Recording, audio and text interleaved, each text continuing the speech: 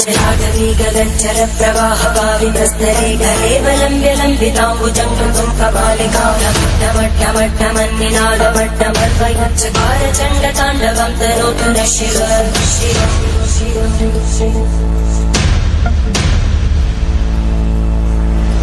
जटाकटाः सम्भ्रमभ्रमन्मलिन्दनज्जरीतिरोलवीचि वल्लरी विराजमानवं जगज्जगज्जगज्ज्वलल्ललाटभट्टप्रापके किशोरचन्द्रशेखरे रतिक्षणम्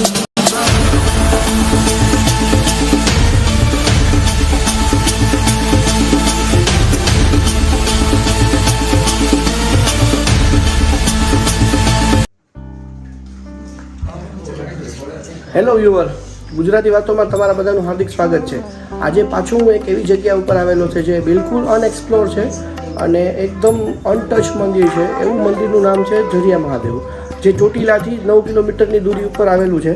તમે જોઈ શકો છો, પાછળ મહાદેવના દર્શન બી કરી શકો છો। તો ચાલો આપને દર્શન કરાવું અને મળીએ મંદિરમાં બીજા ભાગમાં। કહેવાય છે કે મહાદેવ એકાંત પ્રિય છે। ભોળાનાથ હંમેશા સ્મશાન કે વેરાન જગ્યાએ ધ્યાનમગ્ન રહેવાનું પસંદ કરે છે।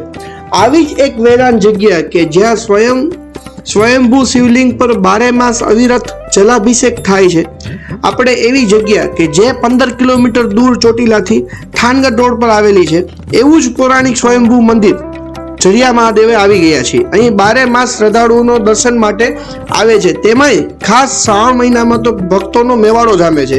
દૂર દૂરથી ભક્તો અહીં દર્શન કરવા આવે છે। અહીં 12 માસ પથ્થરની એક શિલામાંથી અવિરત પાણી ઝરતું હોવાથી આ મંદિરનું નામ ઝરિયા મહાદેવ પડ્યું છે। આ મંદિરના ઇતિહાસ કેટલો જૂનો છે ને એ કોઈને જ નથી ખબર, પરંતુ વડીલનું એવું માનવું છે કે આ ભૂમિ પાચાળ ભૂમિ છે। અહીં પાંડવોએ પાવન ભૂમિ પર વસવાટ કર્યો હતો, એટલે આ મંદિર બી પાંડવોના સમયનું માનવામાં આવે છે। કહેવાય છે કે પાંડવોએ આ સ્વયંભૂ મહાદેવની પૂજા કરતા હતા। જો આ એ જ જગ્યા છે, તમને દેખાડું કે અહીંયા આ તમને જે કુંડ દેખાય છે ને એમાંથી માણસો પાણી ભરે છે, અને જો આ તમને જે દેખાય છે શિલા, એ શિલામાંથી પાણી ટપકે છે અને નીચે સ્વયંભૂ શિવલિંગ છે। જો આપ તમને જોઈ શકો છો સ્ક્રીનમાં।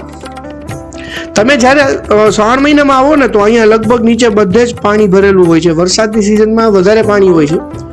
તમે જુઓ બહાર એકદમ વેરાન જગ્યા છે, અને તમે આડા ટાઈમે આવશો ને તો તમને સુમસાન લાગશે। અહીંયા જ એક મહાકાળી માની ગુફા બી છે, તમે જોઈ શકો। અત્યારે તો ઘણું ડેવલપ થઈ ગયું છે, એટલે તમને આ જગ્યા ડેવલપ દેખાય છે। નકર પહેલા તો શું હતું, હું તો વર્ષોથી આવું છું અહીંયા, એકદમ વેરાન જગ્યા હતી ને એટલી શાંતિમય જગ્યા હતી કે તમને અહીંયા બેસીને મહાદેવની પૂજા કરવાની ખૂબ જ આનંદ આવશે।